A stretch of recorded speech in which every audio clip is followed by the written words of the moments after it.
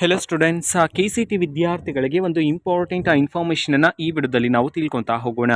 ವಿಡಿಯೋವನ್ನು ಸ್ಟಾರ್ಟ್ ಮಾಡ್ತೀನಿ. ಅದಕ್ಕಿಂತ ಮೊದಲು ಲೈಕ್ ಮಾಡಿ ಮತ್ತು ತಪ್ಪದೆ ಸಬ್ಸ್ಕ್ರೈಬ್ ಮಾಡ್ಕೊಳ್ಳಿ. ಈಗ ನಾವು ಇನ್ಫಾರ್ಮೇಷನನ್ನು ತಿಳ್ಕೊತಾ ಹೋಗೋಣ.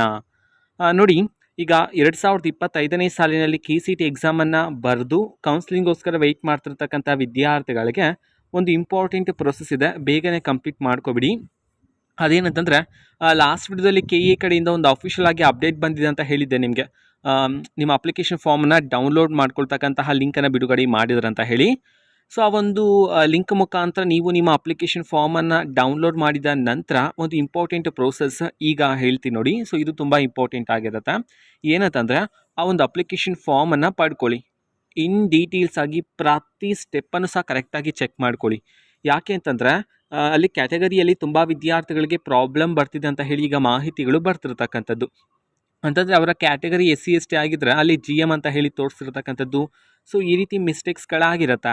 ಆ್ಯಂಡ್ ನಿಮ್ಮ SNQ ಕೋಟಾಗೆ ಎಲಿಜಿಬಲ್ ಇದೆಯಾ, ಮತ್ತು ನಿಮ್ಮ ಎಲ್ಲ ಡೀಟೇಲ್ಸ್ಗಳು, ಇನ್ಕಮ್ ಎಷ್ಟಿದೆ, ಈ ಎಲ್ಲ ಮಾಹಿತಿಗಳನ್ನು ಕರೆಕ್ಟಾಗಿ ಆ ಒಂದು ಅಪ್ಲಿಕೇಶನ್ ಫಾರ್ಮಲ್ಲಿ ಚೆಕ್ ಮಾಡ್ಕೊಳ್ಳಿ ಆದಷ್ಟು ಬೇಗ. ಯಾಕೆ ಅಂತಂದರೆ, ವೆರಿಫಿಕೇಷನ್ ಸ್ಲಿಪ್ ಬರೋದಕ್ಕಿಂತ ಮೊದಲೇ ನೀವು ಅದನ್ನೆಲ್ಲ ಸರಿ ಮಾಡ್ಕೋಬೇಕಾಗತ್ತೆ.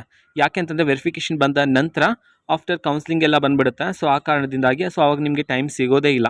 ಸೊ ಈಗಲೇ ಮಾಡ್ಕೊಬಿಡಿ ಅದನ್ನೆಲ್ಲ. ಈಗ ಏನು ಮಾಡ್ತೀರ ಅಂತಂದ್ರೆ, ಅಪ್ಲಿಕೇಶನ್ ಫಾರ್ಮನ್ನು ತಗೊಳ್ಳಿ, ಏನೇನು ಮಿಸ್ಟೇಕ್ ಇದೆಯಾ ಎಲ್ಲವನ್ನು ಸಹ ಮಾರ್ಕ್ ಮಾಡಿಕೊಂಡು ಬ್ಯಾಂಗ್ಳೂರಲ್ಲಿರ್ತಕ್ಕಂತಹ ಕೀ ಆಫೀಸ್ಗೆ ಹೋಗಿ ನೀವು ಚೇಂಜ್ ಮಾಡ್ಕೋಬೋದಾಗಿರುತ್ತೆ. ಯಾರ್ಯಾರ ಅಪ್ಲಿಕೇಶನ್ ಫಾರ್ಮಲ್ಲಿ ಮಿಸ್ಟೇಕ್ ಇದೆಯೋ, ಕ್ಯಾಟಗರಿ ಆಗಿರ್ಬೋದು, ಇನ್ಕಮ್ ಆಗಿರ್ಬೋದು, ಏನೇ ಮಿಸ್ಟೇಕ್ ಇದ್ದರೂ ಸಹ ನೀವೀಗ ಚೇಂಜ್ ಮಾಡ್ಕೊಳ್ಳಿ. ಓಕೆನಾ? ಬ್ಯಾಂಗ್ಳೂರಲ್ಲಿರ್ತಕ್ಕಂತಹ ಕೀ ಆಫೀಸ್ಗೆ ವಿಸಿಟ್ ಮಾಡಿಬಿಟ್ಟು.